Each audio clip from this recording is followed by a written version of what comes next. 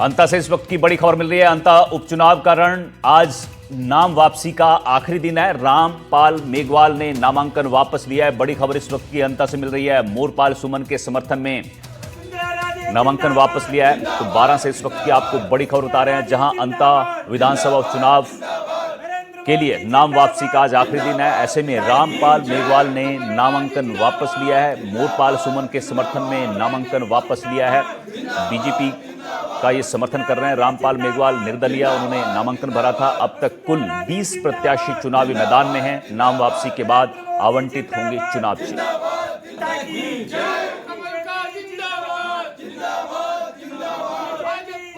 तो बड़ी खबर आपको 12 से बता रहे हैं। अंता विधानसभा उपचुनाव जो हैं वो और रोचक हो रहे हैं, क्योंकि आज नाम वापसी का आखिरी दिन है और रामपाल मेघवाल जो निर्दलीय खड़े थे, पूर्व विधायक हैं, आज उन्होंने बीजेपी के समर्थन में नामांकन वापस ले लिया है।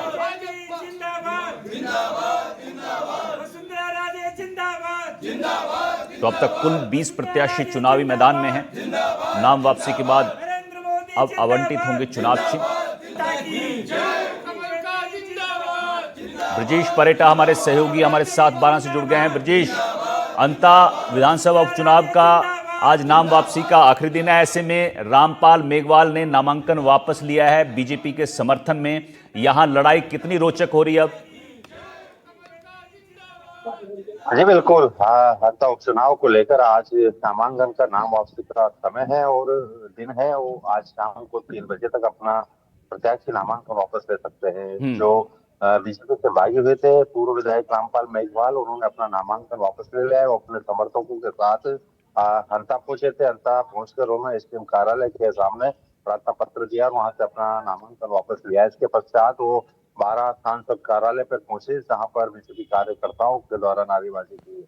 मैं आपको ये भी बता दूं कि अंता उपचुनाव को लेकर आज नामांकन का आखिरी दिन है। शाम 3 बजे तक जो प्रत्याशी नामांकन कर चुके हैं उनको अपना नामांकन वापस लेने का समय है। उसके पश्चात 4 बजे तक निर्वाचन विभाग चुनाव चिन्हों का आवंटन करेगा। हालांकि 12 में विधानसभा चुनाव को लेकर कांग्रेस और भारतीय जनता पार्टी आमने सामने तो वही, साथ ही निर्दलीय प्रत्याशी नरेश मीणा भी है। हालांकि नामांकन के समय कुल 20 प्रत्याशी बचे थे।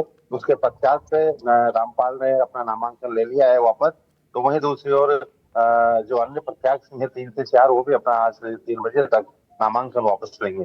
हालांकि 11 नवंबर को अभी चुनाव होना है और इस चुनाव के लिए सभी जो प्रत्याशी हैं वो चुनाव मैदान में उतर चुके हैं और अपना अपना प्रचार कर रहे हैं। ये बीजेपी के लिए बड़ी राहत है कि वो मोरपाल सुमन के समर्थन में उन्होंने नाम वापस ले लिया है, लेकिन कांग्रेस के लिए कितनी बड़ी चुनौती है, क्योंकि नरेश मीणा लगातार मैदान में डटे हुए हैं। क्या कांग्रेस के लिए नरेश मीणा चुनौती साबित हो सकते हैं? क्या ग्राउंड पर हलचल है? देखिए, नरेश मीणा भाजपा और कांग्रेस दोनों के लिए चुनौती तो बनते जा रहे हैं। हालांकि जो नरेश मीणा निर्दलीय के रूप में खड़े हुए थे, वो पहले कांग्रेस से टिकट मांग रहे थे। उसके पश्चात उन्होंने निर्दलीय फोरम बनाया।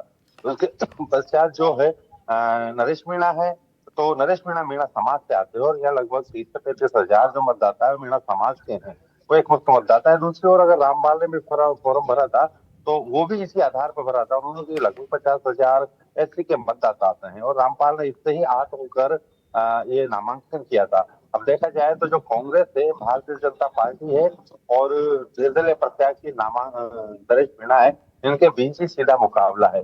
हालांकि जो नरेश मीणा है वो कांग्रेस और बीजेपी के लिए कहीं ना कहीं कठिनाई का सबक तो बने हुए हैं। ठीक है, बहुत बहुत शुक्रिया आपका ब्रजेश इस जानकारी के लिए।